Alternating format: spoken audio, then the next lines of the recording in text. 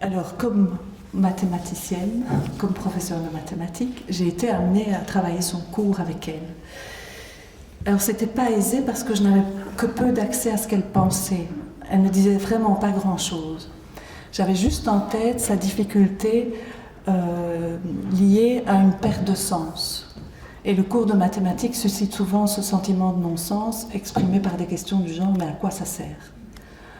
Or, alors je vais vous donner l'exemple, n'ayez pas peur, mais je vais vous parler un peu de mathématiques. Elle devait travailler sur les théorèmes de Pythagore et d'Al-Kashi. Dans la perspective de l'enseignement par compétences, tel qu'il est pratiqué depuis plusieurs années, il est seulement de question de savoir appliquer ces théorèmes. Il n'est absolument pas de question ni de culture ni d'histoire. Donc c'est sans doute une réflexion à mener au sein de l'enseignement. Parce que c'est une question de pédagogie, pas de pédagogie clinique, c'est une pédagogie tout court, une question de pédagogie tout court.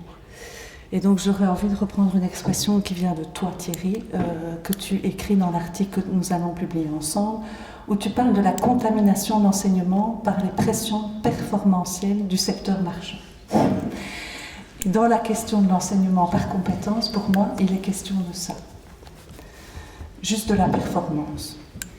Mais quand on se pose des questions de sens, il est compréhensible que l'on soit bien en peine face à une consigne qui n'en a pas. Et la question à quoi ça sert, il m'arrive souvent de répondre qu'il y a grande chance que ça ne serve à rien. En effet. Qui ici utilise le théorème de Pythagore ou le théorème d'Al-Kashi? Par contre, je lui ai proposé tout un commentaire sur le fait que ces deux théorèmes sont un petit peu le témoin de l'histoire de la pensée.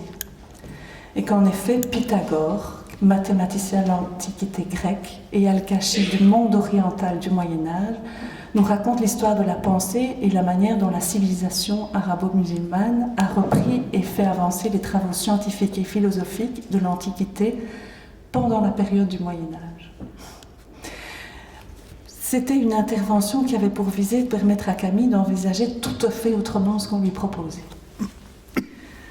Ainsi, quand on travaille la réalisation d'un chef-d'œuvre ou une matière scolaire, donc quel que soit l'objet de notre travail, il est possible de le faire avec la même perspective, c'est-à-dire celle de se préoccuper ou d'être attentif à ce qu'il y a de plus singulier à l'élève dans son rapport au savoir et qui ne fonctionne pas en dehors de son rapport au professeur. Et là, il y a deux liens avec la clinique. C'est pour ça, entre autres, qu'on parle de pédagogie clinique, c'est de tenir compte de ce qui est singulier à l'élève et de tenir compte du fait que cela ne fonctionne pas en dehors du rapport au professeur. Alors dans notre groupe qui travaillons autour de ce thème de la pédagogie clinique, on est amené à lire un auteur qui s'appelle Sébastien Paunou et qui travaille sur les conceptions de la clinique dans le champ de la psychanalyse.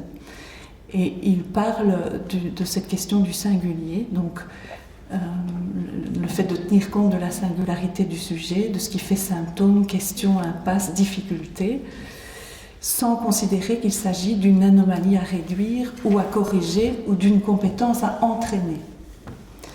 Et donc par rapport au singulier, ça ne signifie pas pour autant, et ça c'est quelque chose qui me tient quand même à cœur, de cautionner une certaine forme d'individualisme. Ce n'est pas de ça qu'il s'agit. Et notamment, Paunou en parle dans son livre en disant que la mise en exergue de la singularité est très différente de la montée contemporaine de l'individualisme.